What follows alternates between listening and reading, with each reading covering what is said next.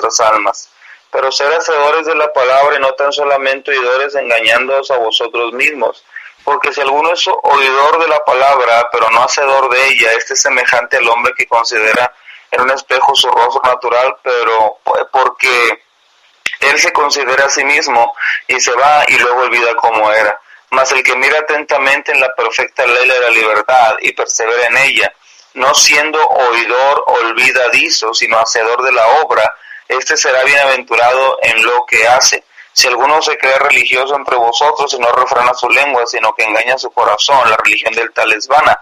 La religión pura y sin mácula delante de Dios el Padre es esta: visitar a los huérfanos y a las viudas en sus tribulaciones y guardarse sin mancha del mundo. Bien, hermanos, déjame darle una verdad para que la medite. Si usted todavía está despertándose y no, mediten esto. Es una verdad muy importante.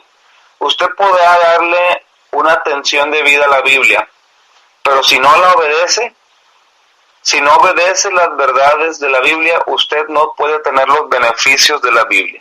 Otra vez, usted puede darle la atención debida, pero si no obedece, es decir, usted puede leerla, usted puede escucharla en su iglesia, usted puede le puede agradar la predicación de su iglesia, pero si usted no obedece la Biblia, usted no está haciendo lo que debería hacer. No puede obtener los beneficios que la Biblia dice. De hecho, si usted oye la Biblia, pero no la obedece, se convierte en un juicio para el que la lee o para el que la escucha. Así que, claro, es indispensable oír la palabra de Dios con una actitud reverente, pero no es suficiente. No es suficiente oír la Biblia con una actitud reverente, sino hay que obedecerla. La obediencia a la palabra de Dios es el requisito espiritual más esencial y común de todos los creyentes. Es decir, es el común denominador de un creyente, de una iglesia, obedecer la palabra de Dios. Esa es una realidad ineludible. La vida espiritual, es decir, la vida eterna, la salvación, no es un sentimiento momentáneo, sino más bien es un compromiso de obediencia a largo plazo. Es decir, al momento de convertirnos a Cristo, la verdad que no podemos evitar es que vamos a tener un compromiso a largo plazo con la Biblia. No es el momento, no es cuando me siento espiritual, no es cuando el pastor habló conmigo y una semana después ya se me olvidó, sino más bien al momento de convertirnos a Cristo. La Biblia dice que debemos permanecer en su palabra. Dice Juan 8:31, dijo entonces Jesús a los judíos que habían creído en él: si vosotros permanecéis en mi palabra, seréis verdaderamente mis discípulos. Una cosa que yo les digo a los hermanos de la iglesia, por ejemplo, cuando va a ser la cena del Señor, les digo, hermanos, tienen que preparar sus vidas para entender, discernir lo que van a hacer, la cena del Señor. No podemos tomarla indignamente.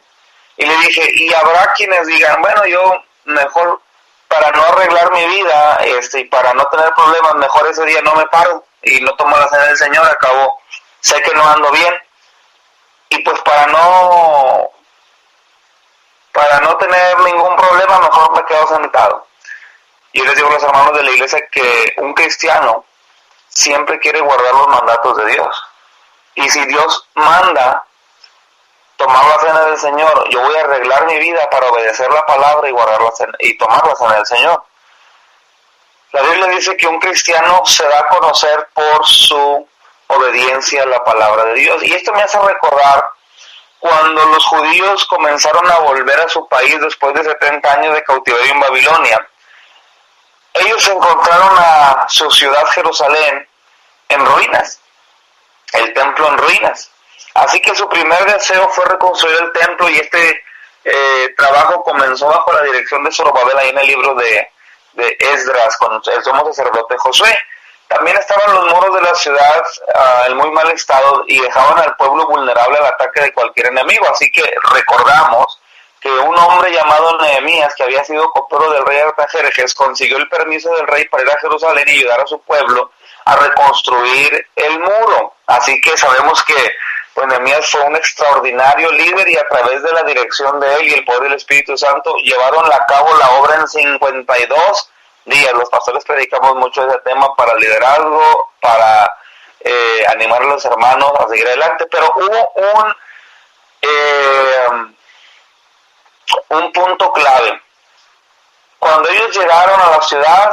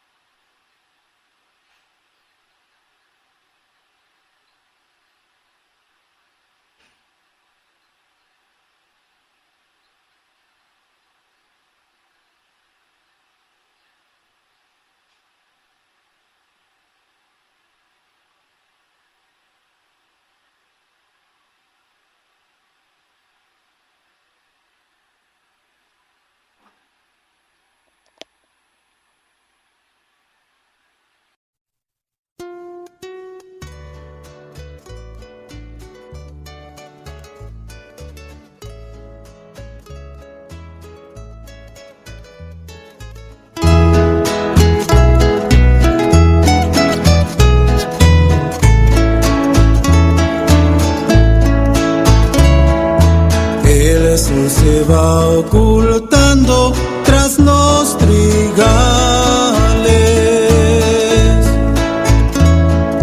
Viene la negra noche con su pavor.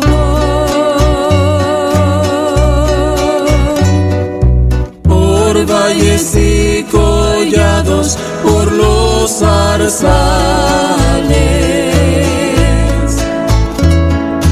En busca de su oveja va el buen pastor.